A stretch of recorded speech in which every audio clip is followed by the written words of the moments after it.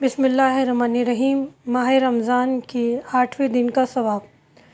हज़रत मोहम्मद सल्लल्लाहु अलैहि वसल्लम इरशाद फरमाते हैं, खुदावंद आलम 8वें दिन तुमको 60,000 आबिदों और 60,000 ज़ायदों का सवाब इनायत फरमाएगा। माह रमज़ान के 8वें दिन की दुआ।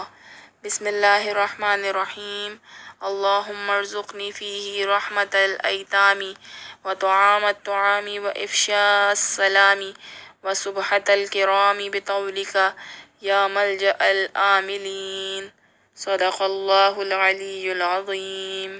तर्जुमा: ए अल्लाह, आज के दिन मुझे यतीमों पर रहम करने, इनको खाना खिलाने और खुले दिल से सबको सलाम कहने और शुरफा के पास बैठने की तौफ़ीक दे। अपने फ़ज़ल से ए आरज़ूमंदों की पनाह गाह। दोस्तों, मेरे चैनल को लाइक कीजिए, सब्सक्राइब कीजिए, शेयर कीजिए। शुक्रिया।